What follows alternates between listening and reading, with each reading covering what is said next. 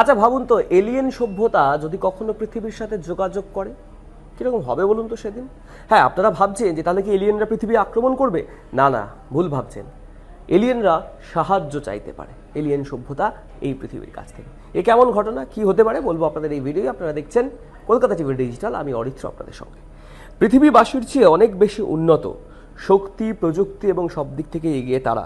তাদের সঙ্গে সাক্ষাতের অর্থ হয় ভয়ঙ্কর যুদ্ধ, নয়তো নতুন করে বেঁচে ওঠা।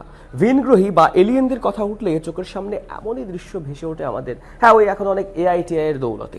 কল্পবিজ্ঞানের বই হোক বা হলিউডের সিনেমা, সবেতেই পৃথিবীবাসীর থেকে এগিয়ে রাখা হয়েছে এলিয়েনদের। কিন্তু বাস্তব পরিস্থিতি সম্পূর্ণ আলাদা হতে পারে বলে মত ব্রিটেনের জ্যোতির্বিজ্ঞানী ডেভিড কিপিংয়ের।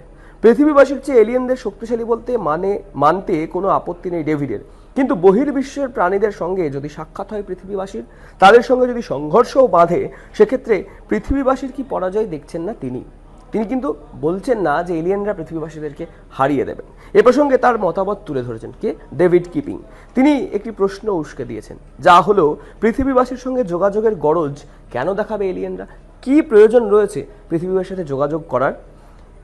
সেই প্রশ্নের উত্তরেও তিনি একটা বিষয় বলছেন যে পৃথিবীবাসীর সঙ্গে যদি যোগাযোগ দিতে হয় তাহলে বেশ কিছু কারণ রয়েছে। তার সাফ জবাব, বিপদে না পড়লে অন্য উপায় খুঁজতে কেউই বেরোয় না। ডেভিডের যুক্তি, রাতের আকাশে যদি 2500 নক্ষত্র দেখতে পাই আমরা, তার 1/3 দানবাকৃতির নয়, কিন্তু সেগুলির একটিও নিজে দানবাকৃতির নক্ষত্র নয়। রাতের আকাশে খালি চোখে যে নক্ষত্রগুলিকে দেখতে পাই আমরা, তাদের অবজারভেশন সিগন্যাল বেশ শক্তিশালী।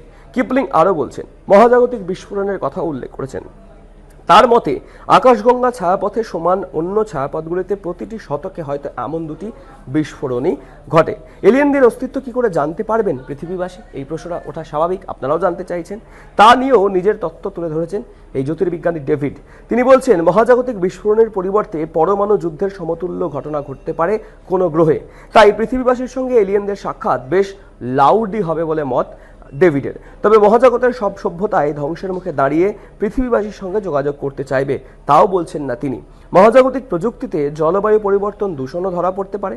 1977 সালে, বলে রাখা ভালো, 1977 সালে যে ওয়াও সিগন্যাল এসে পৌঁছেছিল পৃথিবীতে, তা এলিয়েন সভ্যতা থেকে আসা সাহায্যের আরতি হতে পারে বলেও মত ডেভিডের। তাই এলিয়েন মানেই তারা যে পৃথিবী আক্রমণ করতে আসবে বা পৃথিবীবাসীকে উদ্বুদ্ধ করতে আসবে, এমনটা কিন্তু নয়। তাহলে আপনারা কি ভাবছেন, সত্যিই কি পৃথিবীবাসীর সঙ্গে এলিয়েনদের কোনো একদিন কোনো বিষয়ে সাক্ষাৎ হবে? হবে কি হবে না তা জানতে হলে অপেক্ষা করতে হবে সময়ের। আর অন্যান্য এই ধরনের খবর জানতে হলে চোখ রাখতে হবে কলকাতা টিভি ডিজিটালে।